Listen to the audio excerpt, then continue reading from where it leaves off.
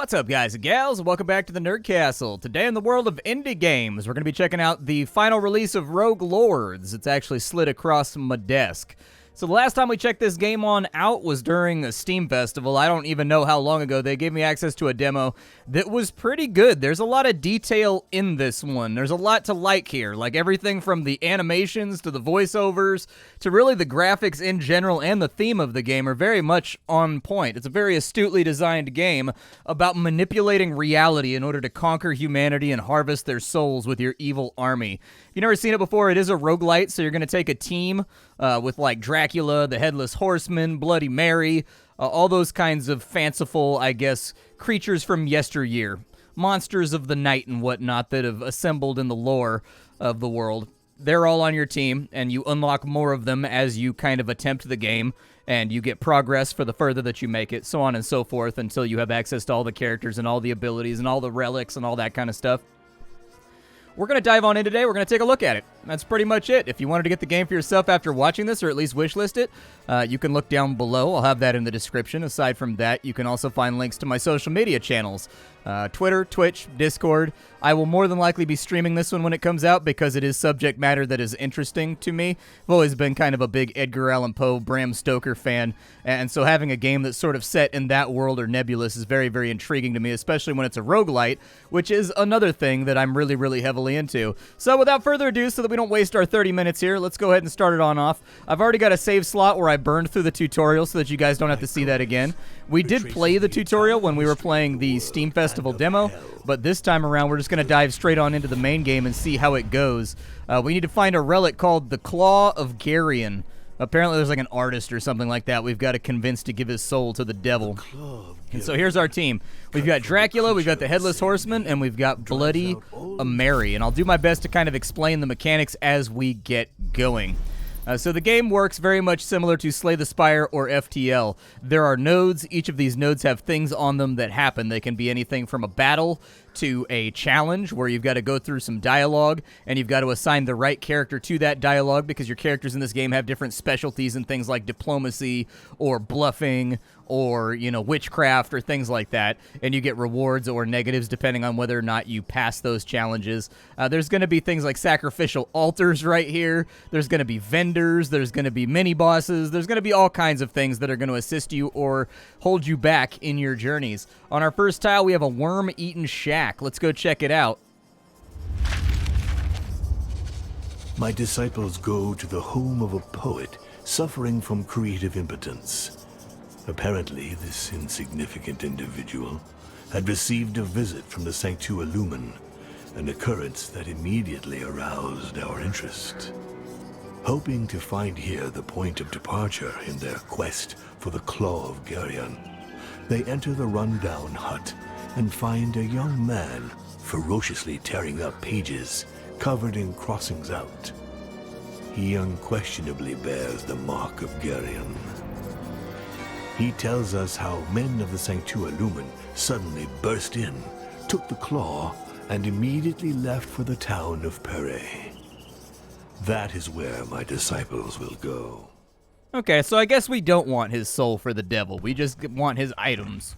Fair enough. If this is just a smash and grab and like a robbery, that feels fine to me too. Alright, so our influence is growing. The following effects will affect zones situated in 2 nights. We can double the number of souls to be won. Upon arrival, you discover a trait from one of your disciples, and after sacrificing a skill, you'll discover another with a higher rarity than the one sacrificed. And then, of course, upon arrival to the zone, you will get 60 souls. So basically, terror effects. There are going to be events and things that are going to increase your terror meter. The higher your terror meter is, the better it is for you, because that increases your chances of getting rare drops from fights.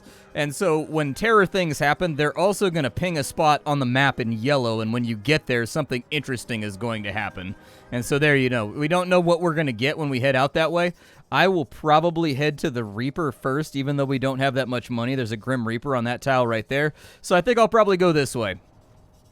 Maybe I'll take souls as a reward for this, just as a nice little bonus. There's a small camp on this side.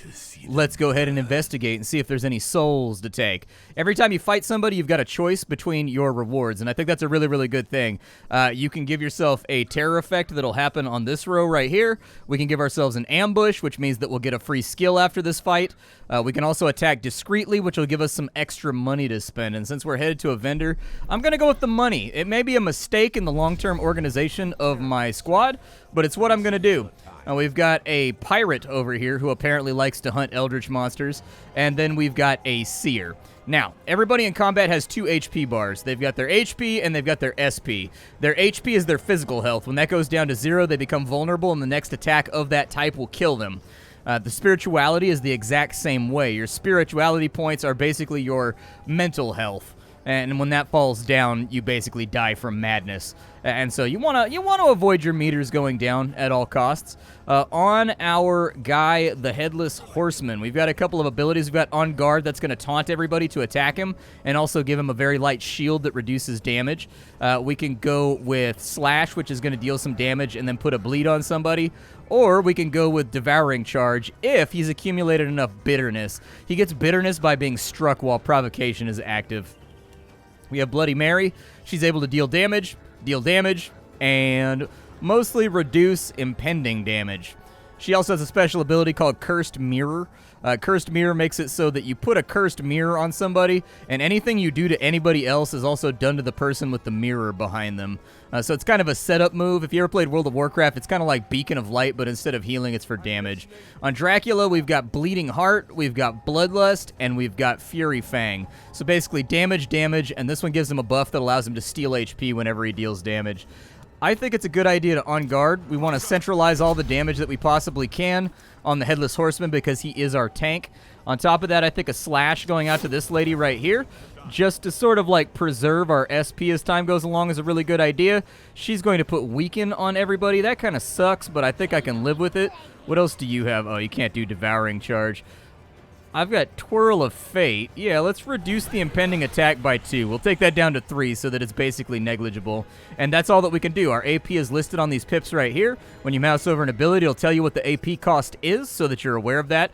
We'll talk about Devil Mode in just a minute. Devil Mode is basically your way of cheating because you are the devil. Like, we are not any of these characters right here. We are the devil orchestrating all of this. And when you put things into Devil Mode, that's when stuff gets really, really interesting. That's actually the core mechanic of the game that I think sets this apart from all other games. So anyways, let's go ahead and take our turn off right there. We've been fractured, unfortunately. They broke the bones of Dracula. Now she's bleeding a little bit. She doesn't have a shield anymore, so she should go down pretty fast, I would think.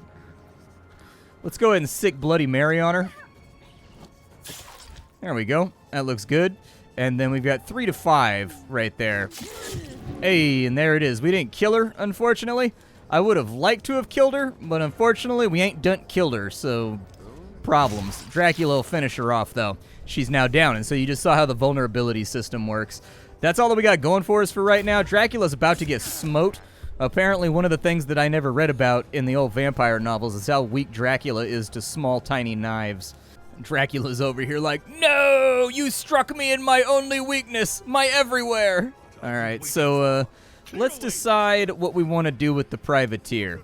Everybody's skills are pretty much tapped out. Once you use them once, they can't be used again until you take a recharge turn. That's just one of the fundamental factors of this game. Since we only have 4 damage going out to right there, I'm going to have him, what does this do? Recharge all your skills? Yeah, recharge your skills, bro. There you go. Fantastic animations in this game. Very, very cartoony, very lithe, very full of frames. Like, for example, when Bloody Mary goes to stab someone, she sort of, like, pulls them towards her with her finger to entice them with her beauty before she takes the knife behind her back and shivs them in the neck. Like, there's lots of detail in this game, and different attacks do different stuff, too, which is very, very cool. It shows a level of detail and care that you can tell the developers, like, liked this game. We'll go ahead and put the mirror up. I pretty much just have to recharge everybody's skills this turn. I can do, yeah, steal a little bit of HP. Why not? You're a little bit wounded. That works for me. The damage is only going to the Headless Horseman anyways, and, like, he's our tank, so who really cares? Wow, 5 times 3. Okay, that's a beefcake of a hit right there. All right. Well, I don't really want to use Devil Mode right now. Let's go Provocation to reduce that a little bit. Yeah, now it's only 3 damage that you're going to take because each one's been reduced to 1 damage because he's got a force shield now. Vampirism isn't really helpful right now. Let's go 7 to 12 on him. Yeah, that's okay. Not too bad. And then we got the double damage from the mirror right there, which is just like, poof, that's spicy right there. That's a spicy splat ball. You cannot hurt the Headless Horseman. He is too powerful for your paltry pirate attacks. You should have parlayed, my friend. You should have parlayed. Devouring Charge. And so that's why you want to build up his bitterness, basically, is because he gets an uber cheap attack. That also deals a ton of damage and allows him to just steal an absurd amount of HP and SP. And then we'll just finish the fight off right there. The enemy is now dead and vanquished. Alright, we got 20 souls right there. That's not very many souls. I had thought we would maybe get some passive souls or something from that. But I guess I was a wronga. Let's see. We can sacrifice a skill to get a new one. Okay, and it'll unlock another skill slot. Oh, I gotta do it, dude. That's just too good. Alright, so we get a freebie skill that's an upgraded skill, and we unlock another slot, which we're kind of limited on right now. There's a Squalid Tavern. That's an optional activity.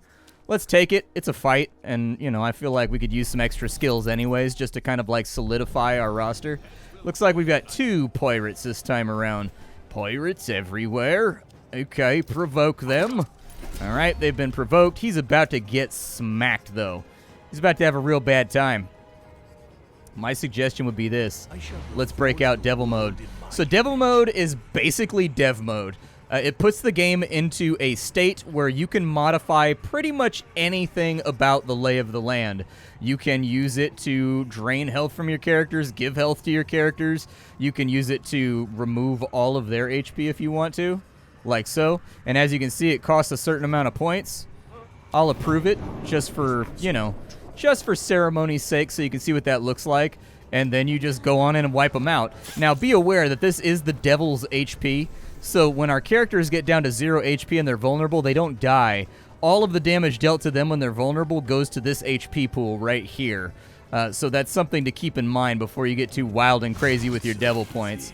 But anyways, there are ways to restore your devil points. Basically, I just used 12 of my health to easy mode that fight. But I wanted to show you guys devil mode just in case there wasn't any future opportunities that made it abundantly obvious.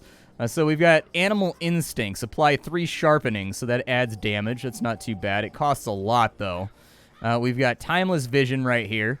So it's an initiator ability. It has to be the first thing you use in a turn. It gives more spiritual damage. We can get Mirror Blade, which she already has a copy of. So one interesting mechanic of this game is that if you have 3 copies of the same ability, they will merge and they will become a much upgraded version. Like, seriously, they like double in damage, basically. So anyways, I'm going to take that for her because that's the one that has the most direct effect on our overall strategy thus far. The Sacrificial Altar over here, we're going to check that out because that was the main draw of this zone. At your disciples' approach, a pile of rocks seem to come alive. A set of glyphs written in blood form a symbol that your servants recognize easily. That of the Sacrificial Altar. Okay, so your disciples are pulled towards it and it reacts to their approach. This sacrifice will make one of you more powerful, but who will I choose? I'm not really planning on using that ability altogether that much. Usually the enemy has defense and stuff that make it really difficult to use that ability and get like any real purchase. So I don't feel that bad about sacrificing it. Alright, the terror your disciples provoke in the region amplifies the altar's power, and it in turn restores some of the power it received during the sacrifice. So now Dracula can get Midnight Kiss, which deals spiritual damage. We can get Bite, which is a bunch of physical damage, or he can get Shadow Hook, which puts burning on the enemy. Since everybody in our team has physical damage thus far, I kind of feel like it's a good idea to play to our strengths and go with more physical damage. Like, having one guy that does spiritual damage does not strike me as being the most amazing idea, since only that one skill is going to do it. So we'll put that in right there, and he'll have the ability to bite people. Apparently he forgot in between his sort of vampiric adventures. We've got to go this way. Luckily, we're good at wading through rivers, so we don't have to worry about much there. We can only really go to the Styx Fountain, That's okay, though, because, like, the Styx Fountain is going to allow us to get our devil points back. And obviously, don't confuse the Styx Fountain with the Kiss Fountain. That's in Detroit. This one allows you to come sail away to a better health status. You can smell the noxious waters of the Styx before you see the source. Let's get it. So we'll replenish our devil points real fast. Very nice. Devil points all come back, and look at that. There's no consequences to anything that I do. We can cut out to the left, and that will allow us to go to... Oh, you don't even know what's going to happen there. Okay, I think I would prefer to know what's going to happen. Oh, we're on the elite fight path. That should be funsies. Okay, yeah, let's go take another fight real fast. Normally, I kind of, like, skip over elites because, you know, I'm kind of cowardly when I play games like this. But we'll do what we have to do. Let's set up an ambush for a free skill. Maybe we'll get another Mirror Strike on Bloody Mary, and we can upgrade hers to level 2. Okay, so we've got a medium, and we've got an exorcist, and they are going to come after us with some pretty serious spiritual damage. Let's go ahead, and we'll put provocation on our Headless Horseman. They both have shield right now, so that's really kind of a pain. I'm going to set up a mirror on her. I'm not really interested in dealing too much damage this turn because they have so much shielding. So we will reduce the damage of her attack by a little bit.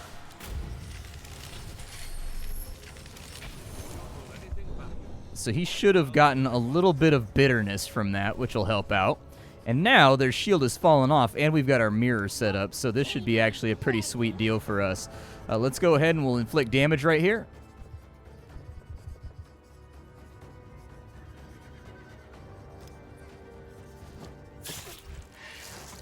There we go. Double strike worked out pretty good. And then if I have anything that costs like a dirt nasty, cheap amount of stuff just to finish her off, I'm okay with it. She's now dead. I would also like to bite somebody. Let's do that. So there's Dracula's bite. Oh, I was hoping the animation would change.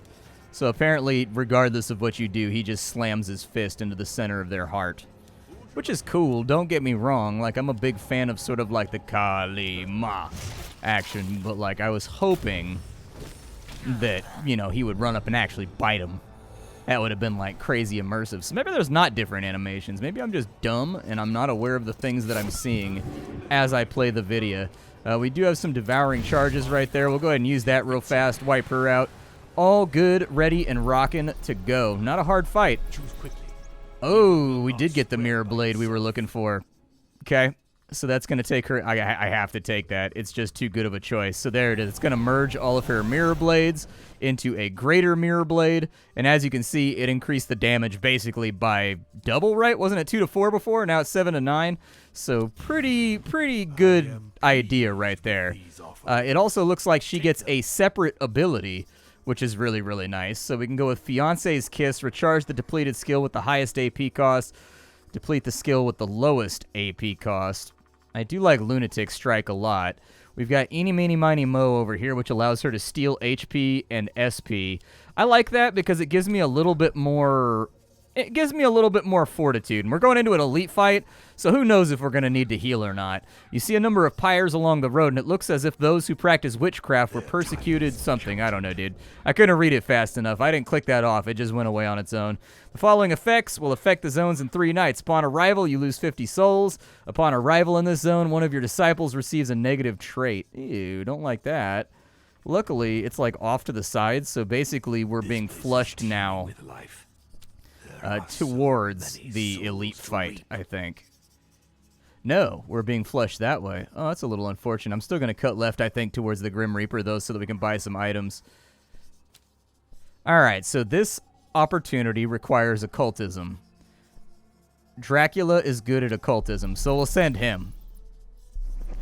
When your disciples enter the walls of Bardam, the streets are strangely quiet, as if the city is deserted.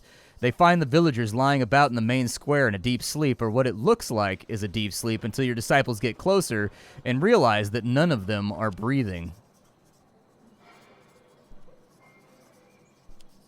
Your disciples are annoyed that they didn't get to do this massacre. You have no idea what powers could have caused the deaths of so many humans in a bizarre way. You do know, however, that this is frustrating your plans. Okay, so we can investigate the dead people. Dracula wants to contact the spirits of the dead and make him answer their questions, or we can just steal their souls and get a bunch of currency. I'm just going to steal their souls. You don't care about human problems. The only thing you're really interested in is what happens to their souls when they die. And all of these human souls have been served up to you on a platter. You just have to scoop them up to boost your power. There we go. We got 29 bucks out of it. Rifle through those pockets real quick. Okay, so Squalid Tavern. It's an elite combat. We got to take it. We don't have a choice, so here we go. I've never done an elite combat before, so we'll find out how well or how awfully this goes. My suggestion would be, so these guys don't look that tough. He's about to do 12 spiritual damage, and she's about to nerf us. So my thinking is we break out devil mode. We nerf her HP down to 0. Do you have anything cheap that I can finish off these enemies with? No. Okay. I was hoping, actually, doesn't he have a 1? Yeah, he has a 1 energy attack right there. So we'll do that. So that's one of his homies down. I'm not intrinsically altogether that worried about this spiritual damage, but I am going to put up a shield just in case because it's 2 hits and he's going to get some bitterness from that. And it reduces the damage pretty exceptionally. Yeah, let's do a mirror blade on her. Actually, there was a different animation right there, so I guess it's just selective. Some attacks have differing animations, some attacks do not. Wait, that was a gun attack? He spiritually shot me with a pistol? How does one spiritually shoot someone else with a pistol? Like, you read from the Book of Exodus while you cock it or something? I am vexed about what has just transpired. Alright, you're now weakened. Finish you off. Kind of a waste of the bleed, but meh, that's life. I have no idea what he's about to do. He's gonna buff himself, alright? He's gonna give himself the old boofage. I'm gonna put the mirror on him, and then can't really recharge anybody's abilities. We'll go for a bite right there real quickly, just so we put some damage on the board.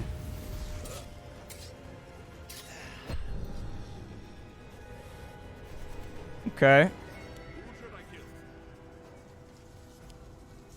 Yeah, go ahead and meditate for a second.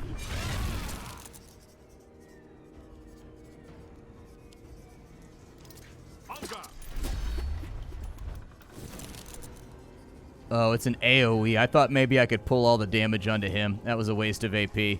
I done messed up. I done messed up so bad. Reduces damage by 2. It's not much, but it's something. We're about to get a thumping. All right.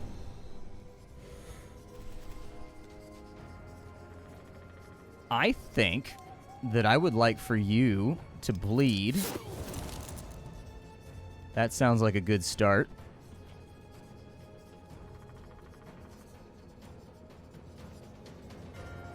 I also believe that I would like to jack you of your SP.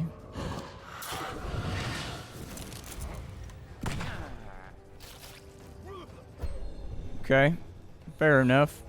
Dracula taking a little bit of a wounding right now. Dracula's had better days. He's about to buff himself again, huh? What do I have down here that I can do anything with? I've got Mirror Slice, so at best, that's going to come out to 30 damage, which is not going to be enough to kill him. So my thinking is thus, we recharge everybody's abilities.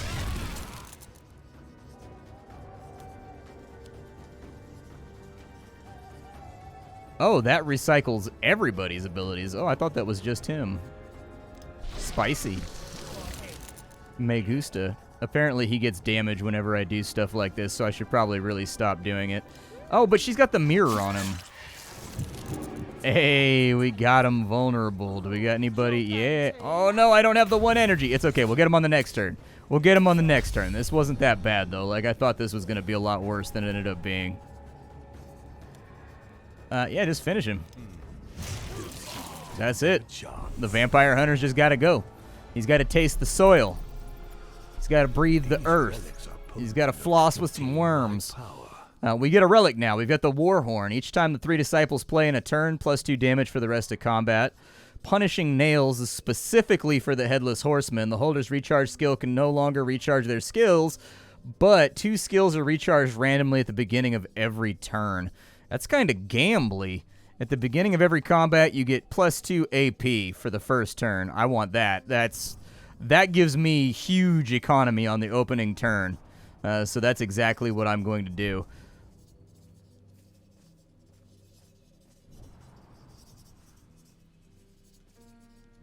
Anything going on in Mad Leaf? Why is the leaf angry? Leaves always strike me as being sort of jovial things. My disciples enter Pere. They approach the main square, from where they can hear loud voices. Residents are shouting a name, hope etched on their faces. Caleb, Caleb. The Sanctua Lumen is there, and among them a man holding the claw of Geryon in his bare hand. He raises the claw, and the townsfolk go silent. With a sweeping movement, he brings the artifact down upon his arm. No blood flows from the deep gash. A respectful murmur is heard. The wound closes. He speaks. Serve the Sanctua Lumen, and you will be rewarded. I immediately understand the true nature of this Caleb. He is an imitation human. I revealed to my disciples the existence of a puppeteer specialized in automaton who once made a pact with me. They will find him in the town of Capellion. Okay. We don't have to fight anybody, right? Like, we don't have to fight Clawman. Soon the humans will all bow down before Good, our me. influence is growing. Fantastic. So if we go to the book, we get souls. We go to that one. I didn't read what it said it was going to do, but we got to go left anyways. Doesn't even really matter because I want to go to the Grim Reaper. We've got some money to spend. And so I'd like to throw some ducats at the Grim Reaper if I can to sort of solidify how strong we are. Your disciples are under threat. Upon arrival, you get a random negative trait. Aw, weak, dude. He's dazed. Aw, he lost SP. That's not great for my tank. Considering having copious quantities of HP and SP is really all that he's good for. At your disciples' approach, there's the glyph. We've already done this event, so we'll go ahead and decide what we want to do. I think...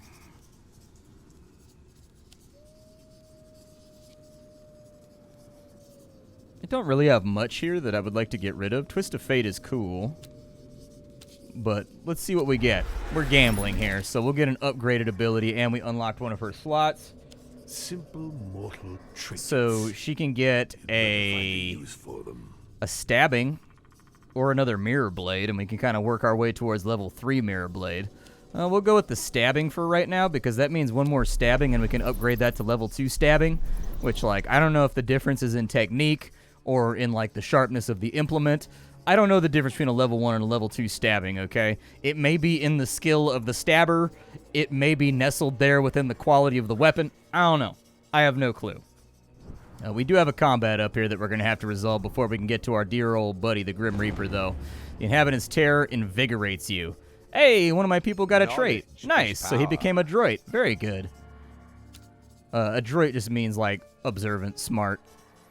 So I only know that because, like, I know the word maladroit. And so anyways, I figure it's the opposite of that. And somebody getting called a maladroit usually means that somebody's calling you stupid in, like, a really flowery way. Yeah, let's go ahead and fight with the city right now. We killed this city. We killed this city with devil. I don't know, dude. I don't know, dude. I don't have a rhyme for you, okay? I thought it was going to be awesome. It did not end up awesome. Now I feel foolish. She's doing an AoE. Okay. Put your mirror on her.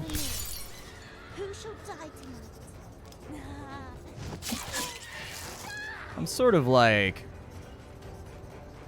not super interested in opening up on her super hard on the first turn. Because she's got that shield. So this might have been the turn just to set up my defenses and get things going rather than wasting my limited cooldowns in order to make some form of purchase, but, like, she's not that hard of a fight anyways, so it'll probably be okay. There's no guarantee that it's going to be okay, but like maybe kind of sort of it'll be okay. Yeah, get a bleed on her. How much is that going to do? The bleed is going to do 5 to 8. Okay, that's good. Now we've got one more stab left. So off goes the stabbing. I can bite. I think that works. I mean, I didn't get the full benefit out of it because I didn't use a previous ability. Like, the bite ability seems to presuppose that you're going to be using your entire turn, like nuking with Dracula. And as you can see right there, her shield finally fell off, so this should be easy to close. What I do like about this game is that you can kind of play balls to the wall. Because you don't really have to, like, you get healed after every fight. It's not like Darkest Dungeon where your status carries in between fights.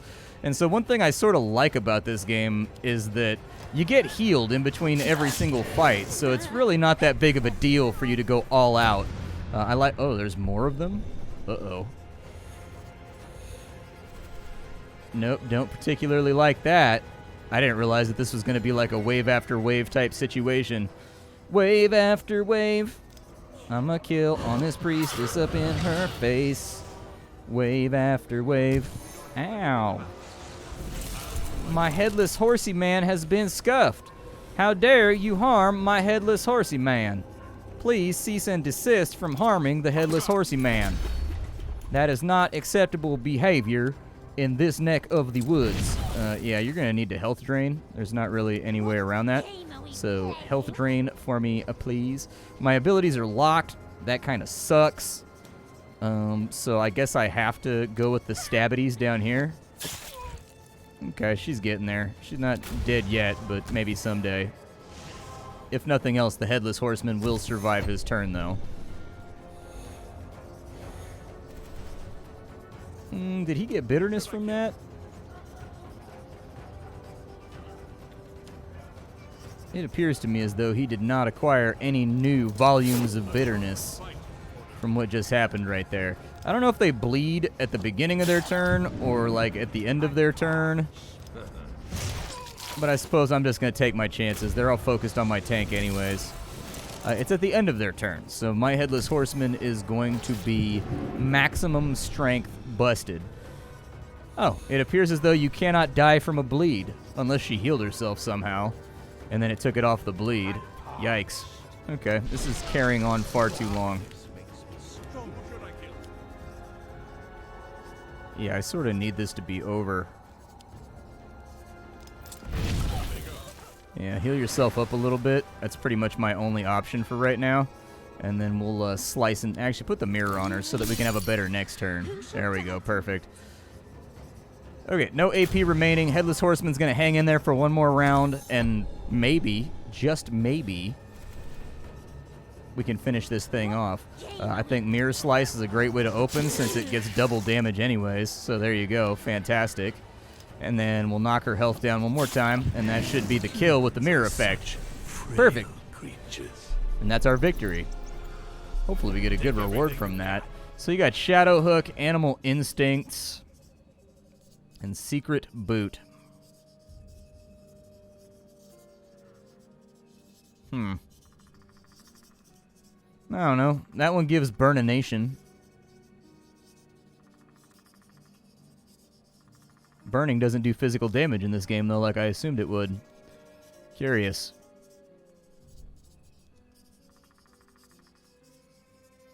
Okay, let's go Animal Instincts then so that he can buff himself. We'll put that all the way down at the end. But this is Rogue Lords. I hope you guys enjoyed this little foray on into it. As far as I can tell, everything in the game seems to be very well crafted. Everything from the animations to the art style to the voiceovers. Haven't seen anything thus far that has made me think, yeah, dude, this game has problems. We're only in the first act for right now, but I've been happy with it so far. Inside the options menu, you can change how fast the text scrolls, get rid of the camera shake. That's very good. Subtitle options. We've also got, I don't think I changed anything. But, like, hey. Okay, so I think the options menu might be a little bit bugged at the moment or something. I don't know. When I click on other tabs, it just asks me if I want to cancel the changes on this tab. And when I say yes or no, it doesn't matter. It still doesn't move over to the other tab. So, unfortunately, we can't go through the options menu right now. That's actually one of the weirder bugs I've ever seen in my 10-year tenure here on the internet. fair enough. This is Rogue Lords. I hope you guys are having a good day. I hope you enjoyed the content. I will see you all tomorrow with something hot and fresh off the indie skillet. Thank you for hanging out. Bye.